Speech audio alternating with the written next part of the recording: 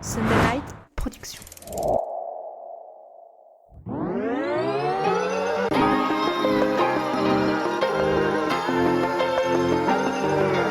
Bienvenue sur le podcast Dans la tête d'un cycliste, l'émission dédiée à tous les passionnés de vélo sous toutes ses formes. Chaque semaine, Arnaud Manzanini part à la rencontre de celles et ceux qui font le cyclisme pour nous inspirer et nous aider à nous améliorer. Bonjour à toutes et à tous, bienvenue dans ce nouvel épisode du podcast Dans la tête d'un cycliste où je retrouve une nouvelle fois pour cette capsule santé Camille. Bonjour Camille. Salut Arnaud, comment ça va ? Eh bien ça va bien, écoute, je suis ravi de t'accueillir à Lyon pour enregistrer cet épisode qui s'annonce hyper inspirant, hyper intéressant. Comme toujours, puisque nous ne sommes pas que deux aujourd'hui, nous recevons avec nous une experte consacrée à l'univers fascinant de la préparation mentale. Alors si nous avons déjà eu effectivement par le passé l'opportunité d'explorer ce sujet avec Laure Ballanger dans un épisode précédent, nous avons décidé, suite à vos différents commentaires également, d'y revenir aujourd'hui car il reste véritablement passionnant et essentiel à notre développement personnel et professionnel. Ouais, aujourd'hui on a la chance d'accueillir une experte du domaine, c'est Antea Juin. Donc Antea, tu me dis si je me trompe, mais tu es bien plus qu'une préparatrice mentale, tu es préparatrice physique, tu es coach professionnel, tu es aussi sophrologue, professeur d'arts martiaux et de sport de combat, j'ai cru lire. Du coup, tu m'as l'air d'être quelqu'un d'hyper polyvalent et en plus de ça, t'es une runneuse, t'es une athlète et t'es vraiment aujourd'hui une référence. En tout cas, ton nom est revenu souvent quand j'ai demandé des recommandations dans le domaine de la préparation mentale et physique. Alors oui, bonjour à tous. Eh bien, merci beaucoup de m'accueillir aujourd'hui. Donc en effet, moi je suis préparatrice mentale. J'exerce du côté d'Annecy. Alors par contre, je ne sais pas qui vous a dit que j'avais fait des arts martiaux. Je ne fais pas d'arts martiaux. J'en ai jamais fait. Je viens plutôt du... Peut-être dans le futur. Dans le futur, peut-être. Peut-être que tu le sais pas encore. Peut-être que tu le sais pas encore. Exactement. Ça me fait rire comme entrée en matière. On m'a jamais présenté comme ça. Mais moi, je viens plutôt de l'univers du handball. Hein. J'ai été sportive de haut niveau en handball. J'ai eu un parcours classique où j'ai fait sport études et j'ai joué jusqu'en National 1. Et puis en effet, maintenant, je suis athlète aussi d'ultra-endurance. Je fais partie de la team New Balance France. Et donc, je prépare mentalement des sportifs de tous horizons, de tout niveau, car la préparation mentale n'est pas seulement réservée aux sportifs de haut niveau. Hein. Ça, je le dis toujours, que c'est important de le comprendre. C'est vraiment ouvert à tout le monde. Et je me suis orientée assez naturellement dans cette voie parce que moi-même, en tant qu'athlète, j'ai beaucoup utilisé des techniques de prépa mentale. Et donc, je voulais pouvoir transmettre au plus grand nombre les outils qui permettent d'optimiser son potentiel, tout simplement. Ouais, c'est une belle présentation. Un gros merci. C'est vrai que moi, je te suis également sur les réseaux. Hein. Tes photos sont superbes. Hein. Nous font voyager à chaque prise. Donc, je te suis effectivement avec la team New Balance. Et c'était intéressant que tu puisses te positionner. Donc, c'est vrai que parfois, le handball, à haut niveau surtout, et les arts martiaux, il peut y avoir parfois... voilà, parfois, ça peut ressembler. Mais c'est vrai qu'au cours de cet épisode, on va plonger dans l'univers de la prépa mentale sous les différents angles. Parce que, comme tu l'as dit, ça ne s'adresse pas qu'aux professionnels. Toute personne peut en bénéficier, non pas pour performer dans le sport, mais juste pour s'élever soi-même et se sentir mieux dans son corps et mieux dans sa tête. Et puis, tu nous partageras également, de par ton parcours, tes expériences qui t'ont marqué, qui t'ont amené à faire en sorte que la prépa devienne ton métier. On va explorer les différentes techniques, les stratégies, les outils que tu peux utiliser aussi avec tes clients. Ça va être intéressant que tu nous donnes quelques astuces, mais je vais laisser Camille lancer les premières questions que l'on a préparées ensemble justement pour répondre aussi aux questions des auditeurs et des auditrices. Alors déjà, Antea, est-ce que pour commencer, tu peux peut-être nous raconter comment est-ce que tu en es venue à devenir préparatrice mentale ? Qu'est-ce qui t'a conduit à ça et comment est-ce qu'on fait d'ailleurs pour devenir préparateur ou préparatrice mentale ? Ouais, tout à fait. Moi, à la base, j'ai un métier classique puisque je suis responsable commercial. J'ai fait une école de commerce et j'ai toujours fait en parallèle du coup du sport à haut niveau. Et donc, j'ai toujours été assez fascinée par le lien qu'il pouvait y avoir entre le mental, le corps, la performance, etc. Donc, c'est des choses que j'ai beaucoup explorées personnellement. Et puis ensuite est arrivé quelque chose qu'on a appelé le Covid, qui a entraîné chez moi une grosse remise en question sur mon métier. Et donc, après le Covid, je suis repartie faire des études. J'ai repris à 30 ans les chemins de l'université.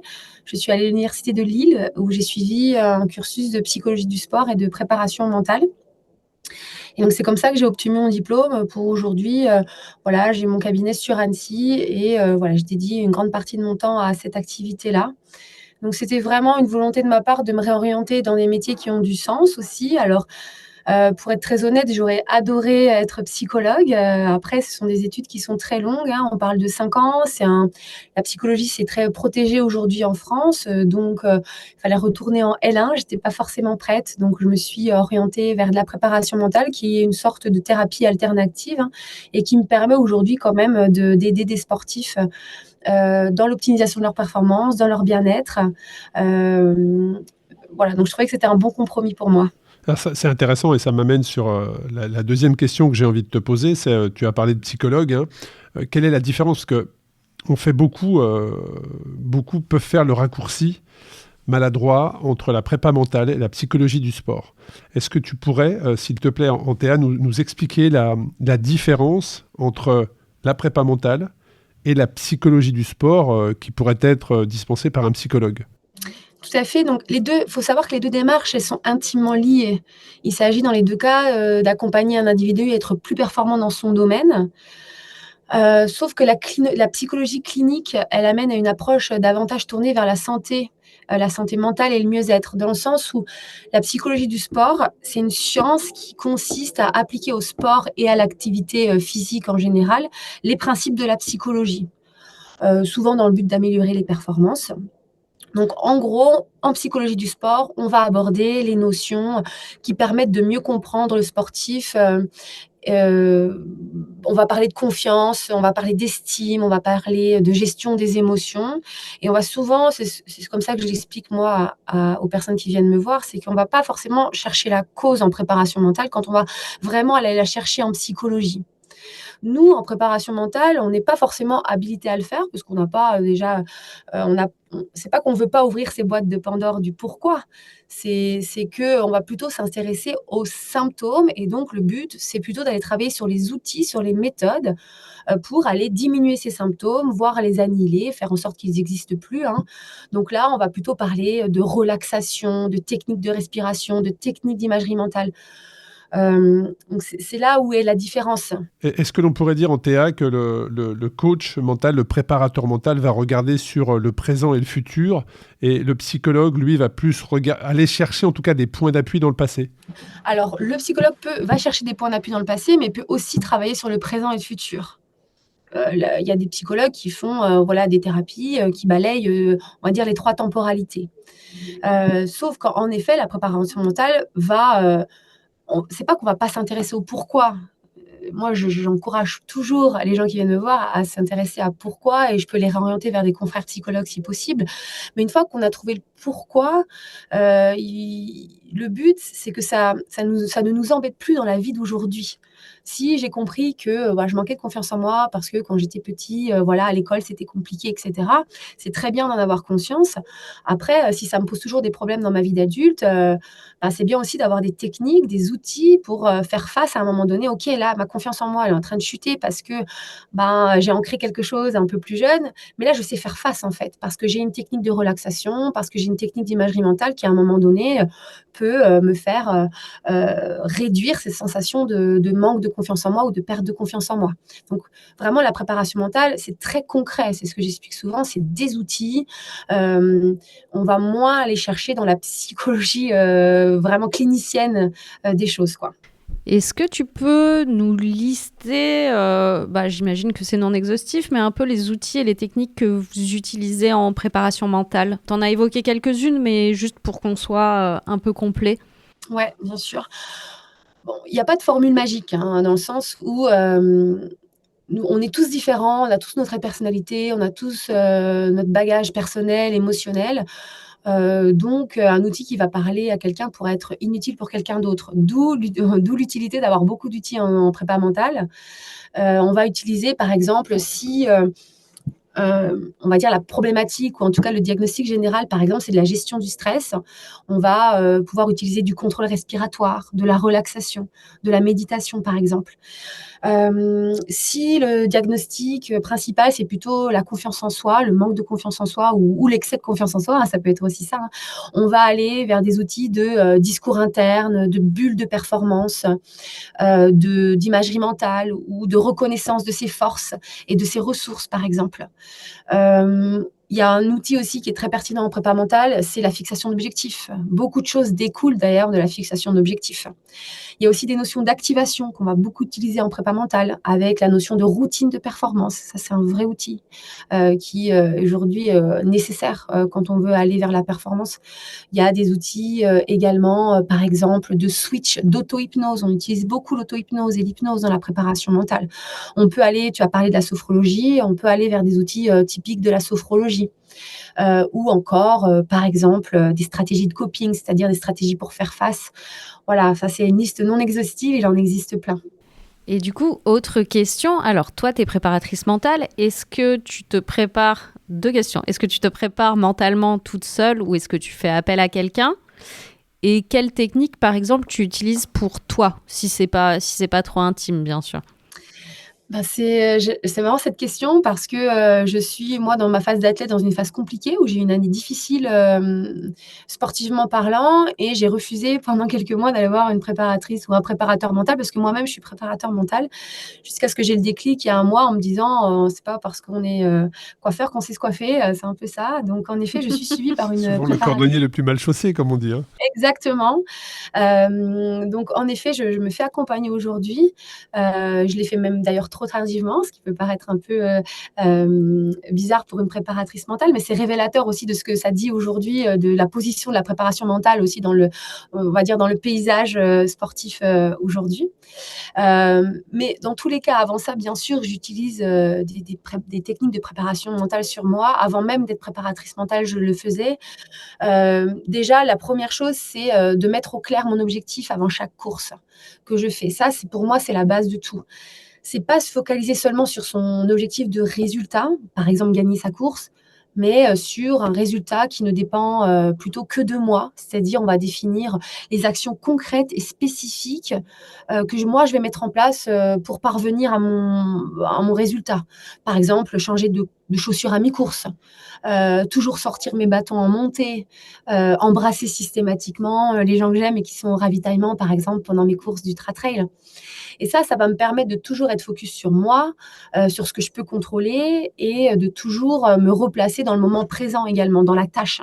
Donc, j'ai vraiment le souci de définir mes tâches en amont pour pouvoir performer. Et surtout de me focaliser sur ce que je veux et non pas ce que je ne veux pas. Par exemple, si je ne veux pas faire une hypo, j'essaie de me dire, OK, tu ne veux pas faire une hypo, donc tu veux quoi ? Eh bien, je veux manger quelque chose toutes les 40 minutes. Voilà. Et donc ça, c'est des petits twists de langage, mais qui sont très importants. C'est plus sur le positif que sur le négatif, en fait. C'est un discours qui est plus centré sur la solution que le problème. Ouais, au-delà du négatif, parce qu'un discours négatif, j'ai envie de dire, c'est presque quelque chose d'assez naturel, mais le but, c'est d'avoir préparé en amont ce que moi, j'appelle des pensées boucliers. Donc moi, mes pensées boucliers, je les ai préparées en amont. J'ai fait la liste de toutes les pensées parasites qui pouvaient potentiellement me traverser pendant une course. Et Dieu sait qu'il peut y en avoir quand on court 100 à 120 km dans la montagne. Et puis, à côté, je vais me faire une liste de toutes les pensées que je vais mettre en face. Donc, j'y arriverai jamais, c'est foutu, c'est trop dur, j'ai pris trop de retard, ça fait 3 fois qu'on vient de me doubler alors que normalement, c'était pas comme ça que ça devait se passer. J'ai préparé en amont des choses que j'allais me dire en face, c'est-à-dire, mais t'es exactement là où tu veux être. Tu t'es entraîné pour, tu sais que ça passe toujours, lève la tête, regarde autour de toi. Et j'apprends par cœur ces pensées boucliers pour qu'elles soient beaucoup plus facilement activables pendant la course. Ça, c'est quelque chose d'assez important. Et puis aussi, quelque chose que je fais beaucoup et que j'enseigne, on va dire beaucoup, c'est la notion d'intention. Qu'est-ce que moi j'ai envie de ressentir pendant ma course ? Qu'est-ce que j'ai envie de vivre pendant cette course ? Quelle coureuse j'ai envie d'être ? En quoi j'ai envie de me transformer ? Plutôt aller sur l'intention que seulement sur un temps, une place, mais vraiment définir l'intention et d'ancrer les sensations qui sont liées à cette intention. Et ça, c'est assez important. Donc, je dirais que c'est vraiment les techniques que j'utilise le plus pour moi, en tout cas. Merci beaucoup. Je trouve que la technique, tu vois, des pensées boucliers, je la connaissais pas, et même de se dire que en amont, tu prépares quelle coureuse tu veux être, et je remets ça en contexte sur les épreuves d'ultra en vélo. Et c'est vrai que moi, c'est jamais un truc que j'ai préparé, ou mentalement, des fois, j'ai pu fissurer assez rapidement parce que du coup, j'avais pas ça, et que, ou même, tu vois, sur quel type de coureuse tu veux être avec les autres. Et moi, je sais que sur la dernière Race Across France à laquelle j'ai participé, il y a beaucoup de gens qui venaient me parler du podcast, et il y a beaucoup de gens qui venaient, et moi je venais vraiment en mode genre, je suis anonyme, je connais personne, je vais en chier, et j'ai pas envie de... En fait, j'étais vraiment dans le dur, et j'avais été très malade 3 jours avant, et j'avais pas du tout envie de parler. Et du coup, j'ai dû me dire, rappelle-toi qui tu veux être en tant que personne, et sois gentil avec les gens. Je leur dis pas, non, là c'est trop dur, en fait, faut pas qu'on parle. Et j'ai passé les 100 premières bornes, tu vois, à essayer de me remettre là-dedans. Et du coup, tu vois, je penserai à toi maintenant, quand je préparais des trucs, en me disant, préparer des pensées boucliers et quelle personne j'ai envie d'être pour pas, tu vois, pour me sauver la vie un peu. Non, mais c'est vrai, la notion d'intention, on l'oublie. Alors souvent même, on peut le mettre à plus petite échelle, c'est-à-dire l'intention qu'on peut y mettre dans une course, qui c'est qu'on veut être. Mais ça peut être également au niveau d'un entraînement, avant même la séance, de prendre 2 minutes, quelle personne j'ai envie d'être dans cet entraînement. Et c'est OK de se dire, en fait, j'ai envie d'être une personne complètement feignante dans cet entraînement, sauf que c'est l'intention que j'ai envie d'y mettre, et je suis OK avec ça. Et donc, go, on y va comme ça. Ou alors, là, j'ai envie d'être plutôt la lionne, ou j'ai envie d'être comme mon coureur préféré dans cette séance, etc. Parce qu'on ne peut pas avoir la même intention tout le temps. Et c'est très compliqué d'avoir de même le même niveau d'intensité, d'intention, etc., etc. Donc, plus on a à l'entraînement mis plusieurs différents types d'intentions, différents types d'intensité d'intention, plus c'est facile de reproduire après. Tu vois, je trouve que ce que tu viens de nous expliquer va changer la journée, probablement la semaine, de beaucoup d'auditeurs et beaucoup d'auditrices. C'est juste mon avis, mais tu l'as parfaitement positionné, expliqué, et je pense qu'en tout cas, ça nous parle à tous les deux, donc il n'y a pas de raison que ça ne parle pas à beaucoup de personnes. Mais cette notion d'intention, et je pense pas qu'aux sportifs, parce que je pense à des chefs d'entreprise, à des papas, à des mamans, qui on veut être en fait dans la vie. Je pense que c'est une excellente question à se poser, mais la fameuse liste dont tu parlais, écoute, moi je l'ai utilisée. Quand j'ai traversé les États-Unis, en 2015, ça fait longtemps maintenant, mais en tout cas, ça m'a marqué. Et cette liste, je l'avais préparée puisque j'avais passé une certification de coach professionnel en 2012, au bord du lac d'Annecy d'ailleurs, et je m'étais préparé cette liste. Et effectivement, quand tu as la réponse et quand tu es à un moment donné, tu es au bout du rouleau. Tu pédales depuis 4 jours, dans la nuit noire, tu sais même pas où t'es tellement fatigué, bref, t'es totalement désorienté, t'as envie d'arrêter. Et en fait, j'avais donné cette liste à mes équipiers, et quand ils me voyaient effectivement que j'étais pas bien, ils me lisaient par oreillette interposée les pourquoi j'étais là. Alors au début, et ça je le conseille régulièrement dans les différents podcasts, c'est qu'au début, effectivement, tu prends une feuille blanche, au début, pourquoi tu vas mettre une phrase, 2 phrases. Et puis tu vas dire, bon, c'est tout. Et puis le lendemain, tu vas revenir et tu vas compléter. Puis la semaine d'après, hop, et au final, tu as beaucoup, beaucoup de raisons d'être là, en fait. Tu as beaucoup de raisons d'être là, de faire ce que tu fais. Et ça, je te rejoins totalement dans les épreuves de longue distance, ou en tout cas dans un projet de vie. Ça peut même être un projet de vie. Les moments où tu te sens pas bien, où tu es en down, ça arrive quand tu fais du long. Tu trouves beaucoup, beaucoup de réponses à ces questions, et généralement, ça switch tout de suite. C'est-à-dire qu'en 15-20 secondes, tu retrouves OK, je sais pourquoi je fais ça, je sais pourquoi j'endure ça, et je sais où je veux aller. Donc cette liste, je comprends parfaitement. Et puis, je reviens un petit peu en arrière sur... Ça me fait sourire, mais tu as parfois des clients qui sont en excès de confiance, parce c'est vrai qu'on pense à la prépa mentale, aux gens qui sont en recherche de confiance ou qui veulent se sentir bien dans leur tête. Et est-ce que des personnes qui sont en excès de confiance en ont conscience au point de se dire j'ai besoin d'être accompagné parce que là je déraille complètement? Alors oui, il y a des diagnostics qui sont l'excès de confiance. Oui, ça peut exister. Donc en gros, tu dis à ton client, en fait, t'as la grosse tête, je t'explique, t'as la grosse tête. Ouais, non, c'est pas forcément comme ça que je vais le dire, mais en fait, l'excès de confiance, qu'est-ce que ça va amener chez le sportif? Alors souvent, par exemple, ça peut amener à une activation qui n'est pas la bonne. Donc l'activation, c'est vraiment le niveau d'éveil physique et psychologique qui varie d'un continuum qui va du sommeil profond jusqu'à l'excitation intense. Et donc, quelqu'un qui va avoir un excès de confiance, potentiellement, il peut avoir une activation qui est trop basse avant une compétition, ou même pendant.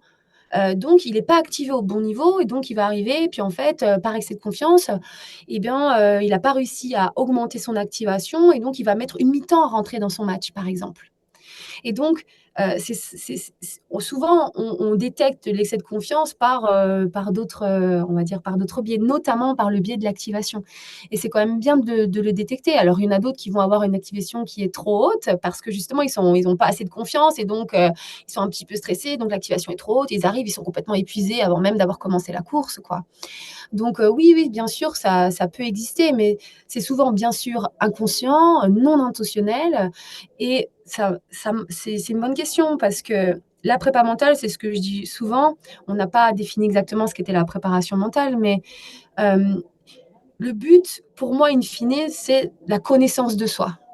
C'est de se dire, OK, j'ai compris qui j'étais, comment je fonctionnais, et j'ai compris que potentiellement, je peux avoir un excès de confiance. Et c'est totalement OK. Je veux dire, il n'y a pas de souci à un moment donné à avoir ça.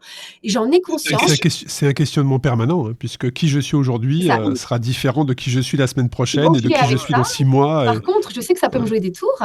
Donc, je sais quel outil je peux mettre en face. C'est-à-dire que je sais que j'ai cette petite tendance à avoir un excès de confiance.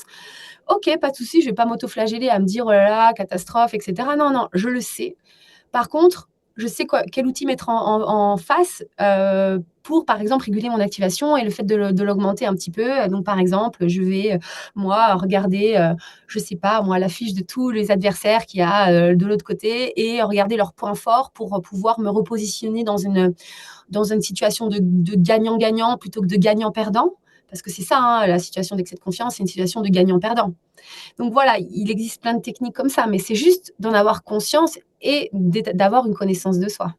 Très intéressant. Et je continue toujours dans mon questionnement, mais quel conseil ou quelle astuce tu utilises, quelle technique tu utilises face à un sportif qui vient te voir et qui vient de subir un échec?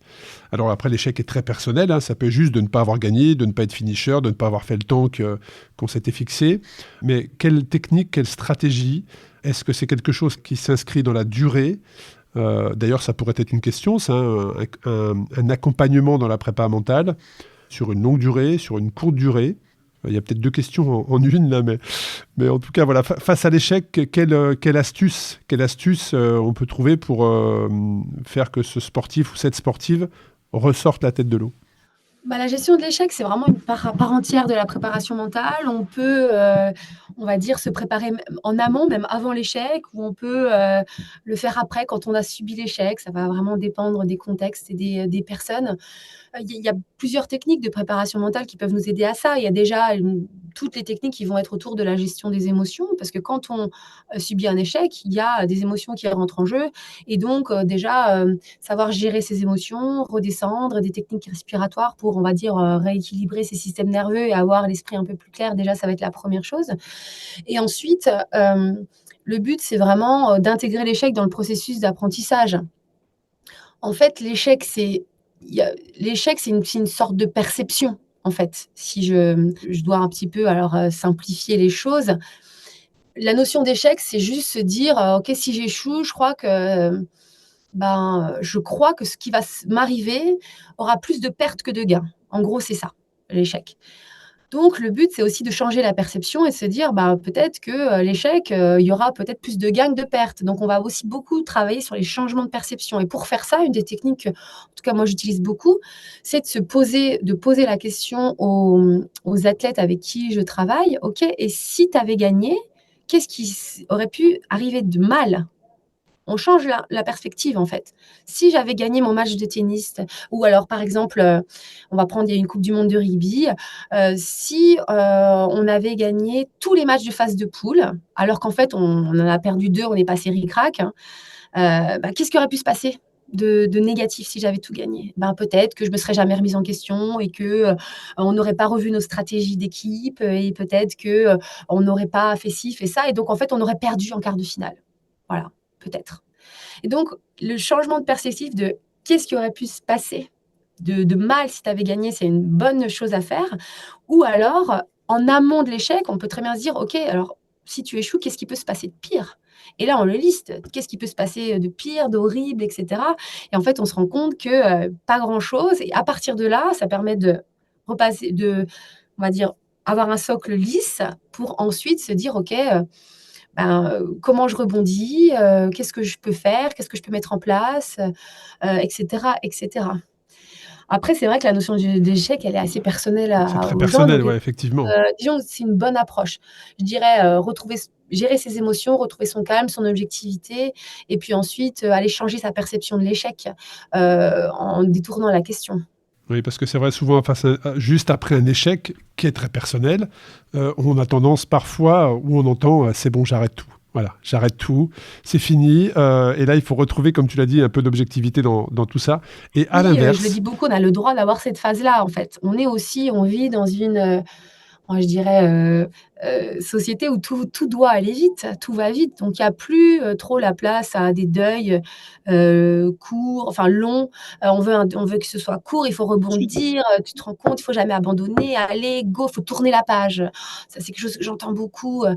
Oui, OK, bien sûr, mais par contre, peut-être que pour toi, en tant que tel, tourner la page, c'est un peu plus long et donc il y a aussi une, acceptation du temps long, acceptation de la digestion, du deuil et ça, c'est quelque chose que je travaille énormément parce que chez certaines personnes, bien sûr, ça peut aller très vite. Chez d'autres, aller vite, c'est aller droit dans le mur.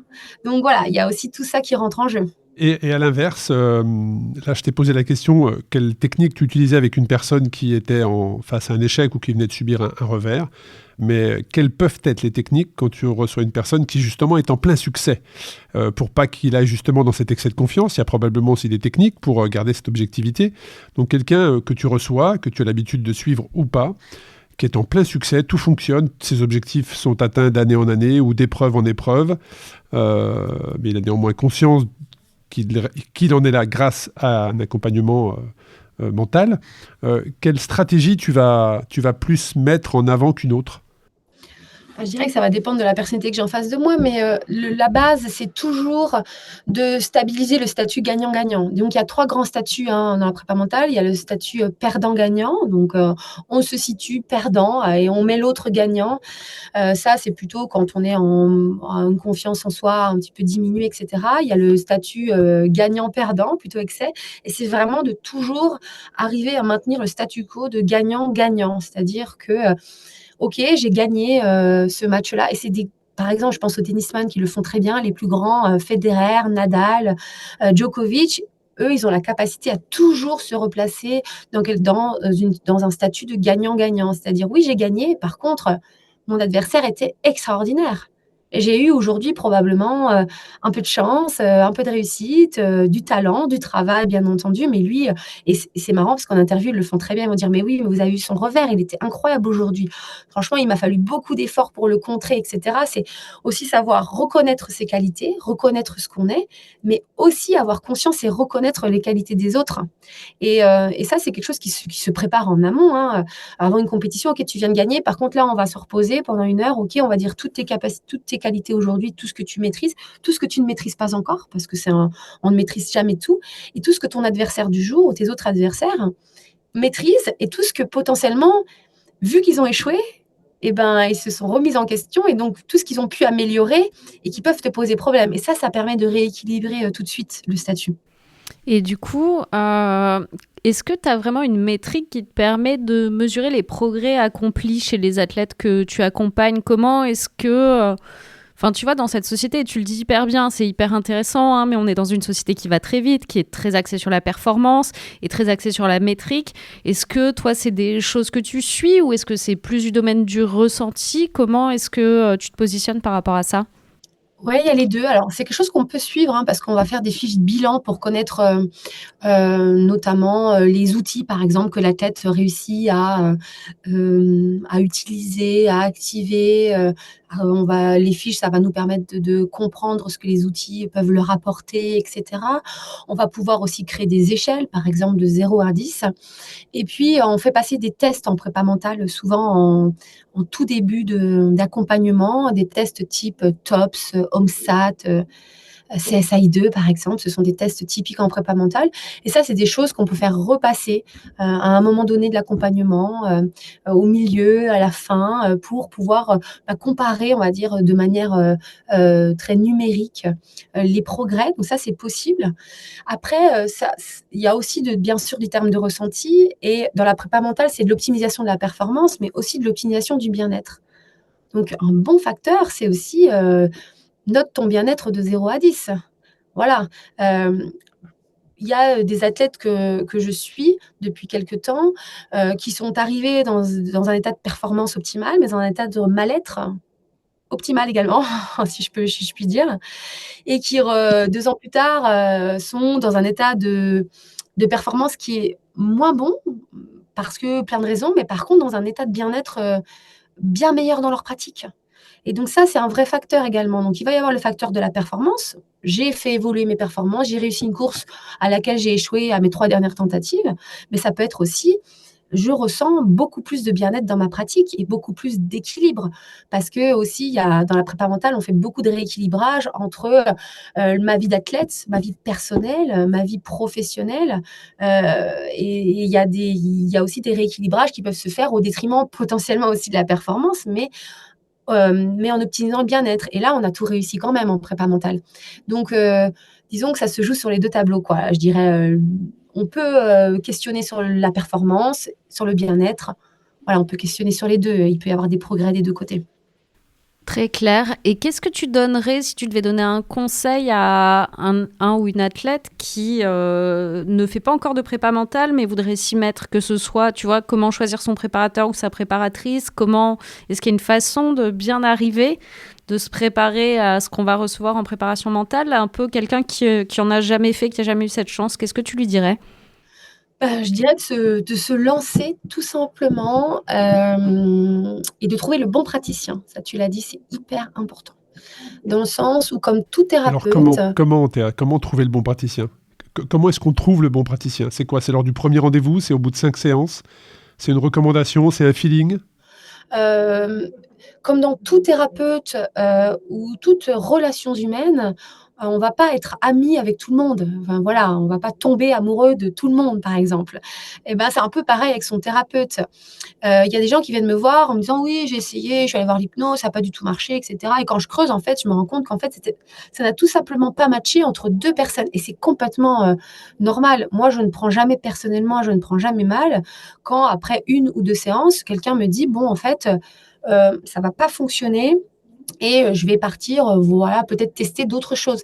Il y a absolument aucun souci parce que c'est aussi une notion moi je dis souvent que le monde est vibratoire, c'est aussi une notion de vibration. Est-ce que ça fonctionne? Est-ce que ça vibre à la même, voilà, à la même tonalité? Voilà, c'est hyper important. Donc je dirais ne pas s'arrêter sur un thérapeute avec lequel ça n'a pas fonctionné et faire des essais. Donc un des bons moyens, c'est de faire des essais. Si vraiment on a envie de faire de la préparation mentale et que ça marche pas du premier coup, c'est de tester des choses, tout simplement.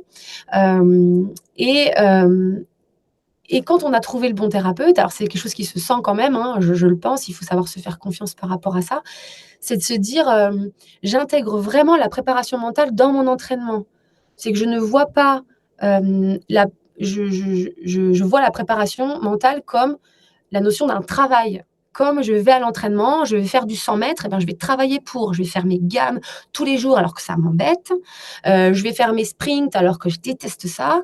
Et ben là, c'est un peu pareil. La préparation mentale, il y a une notion de répétabilité. Si tu veux ancrer des choses, changer des chemins dans ton cerveau, aller au-delà de tes croyances limitantes, etc., ben, il y a une notion de travail, de répétabilité. Je vais, moi, entraîner mon cerveau à faire quelque chose. Il faut créer des automatismes. Donc, il faut et vraiment beaucoup de ce avoir la travail notion se fait de entre travail. les séances. Hein. De mémoire, tu as ce que tu fais dans la séance, mais le gros du travail se fait entre les rendez-vous que tu as avec ton préparateur ou ta Ouais, exactement. préparatrice. Ouais, c'est ce que je dis. Alors, et puis c'est aussi une question de moyens, hein. La préparation mentale, en moyenne, c'est à peu près 60 € de l'heure, à peu près. Voilà, ça va, on va dire en moyenne. Donc, il faut être en adéquation aussi avec son budget. Donc, si c'est une séance de préparation mentale dans le mois, parce que il n'y a que ça aujourd'hui que je peux, entre guillemets, avoir, et ben, il n'y a pas de souci. C'est-à-dire qu'entre moi, je peux refaire et encore ma technique. C'est ce que je dis. On passe parfois 1 heure à scroller sur Instagram. Et ben, on peut passer 10 minutes quand on fait sa vaisselle à fermer les yeux et à faire de l'imagerie mentale. On peut passer 5 minutes à faire de la cohérence cardiaque, passer 10 minutes à prendre une feuille, un papier et à se noter encore et encore mes pensées boucliers, etc. Ça, il faut vraiment l'intégrer, que ça reste un travail, ça reste une répétabilité qu'il faut faire. Et aujourd'hui, une personne qui vient te voir, c'est quoi le process moyen? C'est-à-dire que la durée moyenne d'une préparation mentale, alors un one-shot, très clairement, ça ne sert à rien. Peut-être même qu'un trimestre ne sert à rien. Tout dépend où se situe l'athlète ou la personne, en tout cas. Mais est-ce qu'il t'est arrivé parfois de dire à une personne, là, je pense que tout va bien pour toi. C'est pas que je peux plus rien t'apporter, parce qu'on peut toujours apporter une personne, mais là, tu es parfaitement équilibré. C'est quoi la vie d'un client, on va dire, tu vois, la vie d'un coaché, je sais pas comment tu les appelles, mais... C'est intéressant ce que tu dis, parce qu'on voit beaucoup la préparation mentale comme on a un problème, donc on fait de la préparation mentale. Or, la préparation mentale, c'est pas forcément que quand on a un problème. D'ailleurs, quand on a un problème, c'est presque trop tard. C'est exactement comme j'ai une carie, c'est trop tard, hein. Faut mieux aller voir le dentiste en prévention. C'est un peu la même chose. Pour optimiser la performance, c'est-à-dire qu'aujourd'hui, on va répéter maintes fois un geste. On aura le beau le répéter 150 fois, le gain, il va être marginal au bout d'un moment. Par contre, le gain mental qu'on peut avoir pour optimiser sa performance, elle est exponentielle. Donc, moi, j'ai des personnes qui viennent me voir, qui sont totalement équilibrées dans leur pratique, qui n'ont aucun ce qu'on appelle entre guillemets problème, donc qui vont pas avoir de soucis motivationnels, de confiance en soi, etc., mais qui viennent me voir quand même pour mettre en place des techniques pour quand même optimiser leur performance. C'est-à-dire, on va écrire ensemble des routines de performance, on va modéliser une course, on va faire de la préparation mentale sur un geste très précis, très technique, on va répéter encore et encore mentalement, puisque aujourd'hui le cerveau, il fait pas la différence entre quelque chose qu'il a réellement fait et quelque chose qu'il a imaginé. Donc, ça peut être purement de l'optimisation de performance. Donc, moi, en soi, si la personne souhaite toujours optimiser sa performance, je peux lui dire, viens me voir indéfiniment. Après, il y a plusieurs cas de figure. Il y a le premier cas de figure, c'est je vais prendre très régulièrement des séances, 1 fois par mois, 2 fois par mois, et puis je vais travailler comme ça au long cours. Et puis à un moment donné, j'en ressentirai moins le besoin, donc je viendrai moins te voir. Par contre, 3 mois plus tard, ils reprennent une séance parce qu'ils ont besoin de reposer, de remettre sur le papier, d'extérioriser des choses, et c'est très bien. Et puis il y en a d'autres qui vont venir me voir aussi parce qu'ils ont une compétition bien précise en tête. Et ils se disent, OK, je vais prendre 4 séances pour optimiser cette course-là, pour faire en sorte qu'elle se passe le mieux possible. Et donc, elles ont décidé que ce serait 3-4 séances et on va se focaliser que sur cet objectif-là. Donc, c'est soit l'un, soit l'autre, soit c'est vraiment de l'optimisation pure, hein. Et je répète, on n'est pas obligé d'aller en préparation mentale parce qu'on a un problème. Certes, mais est-ce que l'on peut faire de la prépa mentale quand on n'a pas d'objectif ? C'est une question difficile, c'est moi-même une question que je me suis beaucoup posée, c'est est-ce qu'on peut faire de la prépa mentale quand on n'a pas d'objectif ? Il y a des personnes qui viennent me voir sans forcément avoir un objectif précis. D'ailleurs, la préparation mentale, ça dépasse parfois le cadre du sport, hein. C'est-à-dire que ça peut être appliqué à la vie, tu l'as très bien dit, d'un entrepreneur, d'une entreprise, de quelqu'un qui juste a testé plein de types de thérapie, je dirais, alternative, parce que il y a quelque chose qu'elle sent, qu'elle ose pas faire, par exemple, et qu'elle aimerait, enfin bon, bref. Et donc, ils veulent venir tester ça. Et donc, ça marche tout à fait. Ça peut être vraiment, au lieu de l'optimisation de la performance et un objectif, ça peut être de l'optimisation du bien-être dans sa vie, hein. Ça marche tout à fait aussi, hein. En tout cas, c'était hyper intéressant. On arrive sur la fin du podcast. Camille, je ne sais pas, peut-être que tu as une question supplémentaire ou un message ou une remarque. J'ai plus de questions, c'était très riche, hyper clair. Moi, j'en ressors grandi en TA pour de vrai. C'est hyper intéressant et c'est vraiment quelque chose, je pense, auquel je vais beaucoup repenser dans les jours à venir. Donc, merci pour ça. Et voilà, je pense que si vous avez écouté ce podcast jusque-là, vous l'avez compris, la prépa mentale, c'est un processus qui est continu, qui évolue. C'est un voyage très personnel qui va vous demander du temps, de la pratique, de la persévérance, un peu comme l'ultra-distance, quoi. Et moi, je trouve que ce domaine est passionnant. J'espère que voilà, vous aurez l'occasion de tester. Et je rappelle que Antea est sur Annecy pour les Annecyens. Je pense qu'on dit comme ça, qui nous écoutent, parce que moi, je suis pas très loin de toi. Et voilà, je pense que je vais venir te voir parce que là, je vais digérer ça. Et puis après, je viens te voir et puis on pourra en reparler. Donc, merci beaucoup, Antea. Avec plaisir. C'est vrai, un plaisir de vous on est tous dans cette région Rhône-Alpes très clairement. Moi, je reviens un petit peu. On va faire un petit peu d'ultra talk. Voilà, on va faire un peu d'inspiration. Qui est-ce qui t'a inspiré avant le Covid pour en faire ton métier ? Enfin, ça peut être une lecture, ça peut être un film, ça peut être une rencontre qui t'a fait dire à un moment donné, je veux être préparateur mental. C'est une bonne question. Préparatrice mentale, excuse-moi. Préparatrice mentale. Ouais. Non, c'est une très bonne question. Je pense que pendant le Covid, il y a eu beaucoup de choses bien sûr, sur l'utilité. On s'est rendu compte que les métiers de soins, entre guillemets, sont des métiers utiles et essentiels à la nation aujourd'hui. Et j'ai vu aussi beaucoup de gens qui c'était difficile pendant cette période et qui n'avaient pas forcément les outils en face pour faire face et qui il y avait un déséquilibre entre la perception de leurs ressources par rapport à la situation, alors qu'en fait, ils avaient les ressources au fond d'eux pour y faire face. Et je dirais que c'est ça qui m'a fait me dire, OK, peut-être que à mon échelle, à ma moindre échelle, s'il y a déjà 1 ou 2 personnes qui, à un moment donné, a réussi à faire mieux face à tout ça, bon, ça sera déjà très bien. Mais je dirais que j'ai pas eu forcément de mentor. Alors après, j'en ai eu par la suite parce que après, je suis allée faire des études, etc. Et j'ai rencontré des professeurs juste incroyables à l'université de Lille, notamment Yancy Dufour, qui est voilà, un des précurseurs dans la préparation mentale et qui a une vision que moi, j'ai aussi adorée dans la préparation mentale. Parce que souvent on associe préparation mentale à gourou un petit peu. Or, c'est pas nous qui performons, c'est pas nous qui allons faire une course, etc. Donc en fait, on n'est personne dans la performance. On est juste, on va dire, des accompagnateurs, etc. Donc j'ai beaucoup aimé l'approche de la, disons que de la mise en retrait de presque ce qu'on fait pour laisser place à l'individu qui est en face de nous.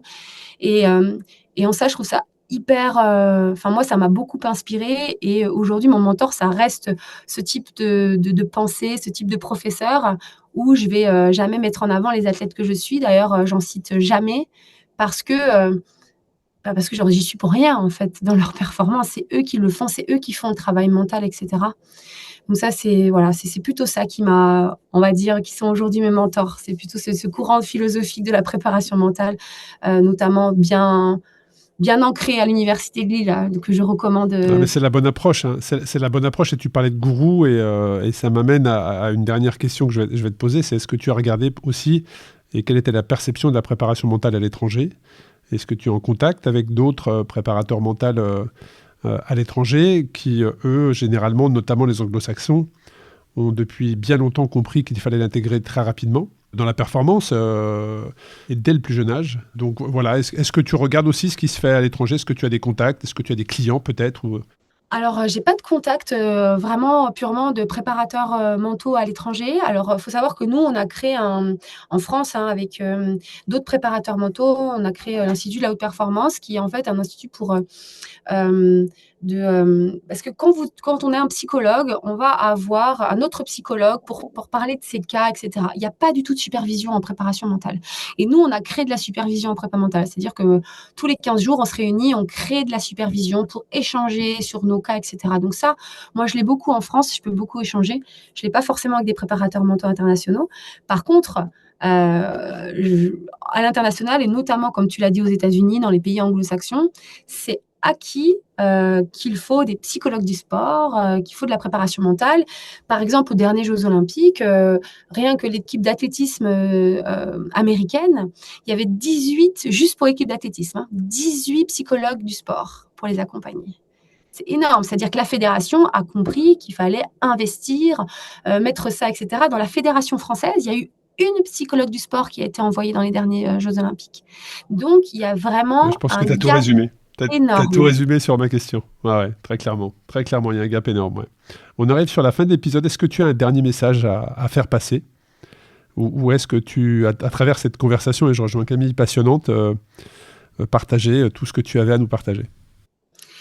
Écoutez, pour moi, la préparation mentale, c'est un puissant fond de discussion parce qu'il y a autant, je dirais presque d'histoire qu'il y a de gens. J'adore l'idée qu'un outil qui puisse être l'outil révolutionnaire pour quelqu'un, puisse être un outil complètement anodin pour quelqu'un d'autre. Ça permet tout le temps de se remettre en question également sur ce qu'on fait. Donc j'ai envie de dire, il faut explorer et laisser place à son imagination parce que les outils aussi de préparation mentale, on peut en créer tous les jours. C'est de la co-construction avec les personnes avec qui je travaille. On peut en créer, on peut imaginer. Donc c'est un terrain exploratoire sans fin. Donc, il ne faut pas hésiter à y aller. Bon, en tout cas, un grand merci pour ta disponibilité. Je pense que tout le monde, toutes les personnes qui ont écouté cet épisode ont bien compris, la prépa mentale est bien plus qu'un simple outil, que ce soit pour les athlètes, mais je dirais toutes les personnes. C'est une ressource puissante qui peut aider chacun d'entre nous à atteindre ses objectifs, surmonter ses obstacles, que ce soit dans sa vie professionnelle, personnelle et sportive, pour qu'elle soit bien plus épanouie. Donc un grand merci à toi pour ta disponibilité. C'était un épisode hyper inspirant. Où est-ce qu'on peut te contacter, Antea ? On peut me contacter sur les réseaux sociaux, notamment via Instagram où j'ai un compte. Donc avec plaisir pour répondre à des questions ou des demandes par ce biais-là. Bon, je pense que tu en auras quelques-unes. En tout cas, si vous avez trouvé cet épisode inspirant, n'hésitez pas à le partager sur les réseaux sociaux, à l'envoyer par WhatsApp à vos amis si vous estimez que cette personne a besoin d'un accompagnement ou juste pour lui partager cet épisode inspirant. Vos retours sont précieux. Avec Camille, on est toujours à l'écoute des directions que vous nous donnez pour justement construire ces différents épisodes. Et puis merci pour votre fidélité. On vous donne rendez-vous très bientôt pour un nouvel épisode du podcast Dans la tête d'un cycliste. Merci beaucoup et portez-vous bien.